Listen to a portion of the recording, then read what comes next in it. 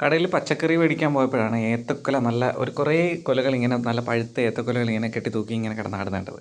അപ്പോൾ കരുതി കഴിക്കാം, ഏത്തപ്പഴം വാങ്ങി മൂന്നെണ്ണേ വാങ്ങിയുള്ളൂ.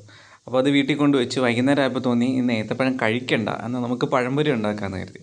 പഴംപൊരി ഉണ്ടാക്കാൻ വേണ്ടിയിട്ട് ഇവിടെ അത്യാവശ്യം ചെറിയ സാധനങ്ങളൊക്കെ അല്ലേ ഉള്ളൂ. അപ്പം ഞാനിത് നുറുക്കാക്കി എടുത്തിട്ട് പിന്നെ കടലമാവ് ഓൾറെഡി ഇവിടെ ഇരിപ്പുണ്ടായിരുന്നു. എന്തിനോ വേണ്ടിയിട്ട് എന്തോ ഒരു സംഭവം ഇങ്ങനെ കടയിൽ പോയപ്പോൾ വാങ്ങിക്കാം എന്തെങ്കിലും ഉണ്ടാക്കാമെന്ന് പറഞ്ഞ് മേടിച്ച് വെച്ചതായിരുന്നു ഈ കടലമാവെന്ന് പറഞ്ഞത്. അപ്പോൾ ഇതിന് വേണ്ടിയിട്ട് അത് ഉപകരിച്ചു.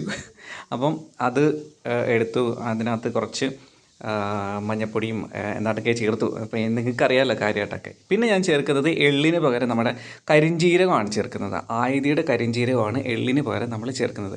ഇത് ശരിക്കും പറഞ്ഞാൽ സാധാ പച്ച കരിഞ്ജീരകമല്ല. ഇത് കുറച്ച് ഇതിൻ്റെ കുറച്ച് പ്രോസസ്സിംഗ് ഒക്കെ കഴിഞ്ഞതിന് ശേഷം നമുക്ക് സാധാരണ പച്ച കഴിക്കും പോലെ കയ്പോ കാര്യങ്ങളോ ഒന്നും ഇല്ലാത്ത കുട്ടികൾക്ക് ഉൾപ്പെടെ കഴിക്കാവുന്ന രീതിയിലുള്ള കരിഞ്ജീരകമാണ്, ആയുധിയുടെ കരിഞ്ജീരകമാണ് ഞാൻ എള്ളിന് പകരം നമ്മുടെ ഈ പഴംപൊരിക്കകത്ത് ചേർക്കുന്നത്. ഒരു വെറൈറ്റി ആയിക്കോട്ടെ എന്ന് കരുതിയിട്ട്. ഓക്കെ, അപ്പോൾ ബാറ്ററൊക്കെ റെഡിയായി. അപ്പം നമ്മൾ പഴം കീറി വെച്ചിട്ടുള്ള ഇതിനകത്ത് മുക്കിയെടുത്തു എണ്ണയിലേക്ക് ഇട്ടു. ഫ്രൈ ചെയ്തെടുക്കുന്നത് ആദ്യത്തെ സംഭവമാണ് ഇങ്ങനെയൊക്കെ ഉണ്ടാക്കിയെടുക്കുക എന്ന് പറയുന്നത്.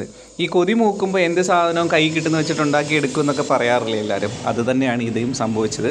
അപ്പോൾ ആയുധിയുടെ കരിഞ്ജീരകം എള്ളിന് പകരം ചേർത്തിട്ട് ഉണ്ടാക്കിയിട്ടുള്ള നമ്മുടെ പഴംപൊരി ഇതാ റെഡിയായി കഴിഞ്ഞു കേട്ടോ. വൈകുന്നേരത്ത് വെറുതെ കഴിക്കാൻ വേണ്ടിയിട്ട് ഞാൻ മേടിച്ച് വെച്ച ഏത്തപ്പഴം വെച്ചിട്ടാണ് ഈ ഒരു പഴംപൊരി ഉണ്ടാക്കിയെടുത്തിരിക്കുന്നത്. അപ്പോൾ കയ്യിലുള്ള സാധനങ്ങൾ വെച്ച് എന്തെങ്കിലുമൊക്കെ സ്നാക്സ് നിങ്ങൾക്ക് ഉണ്ടാക്കിയെടുക്കാം കേട്ടോ.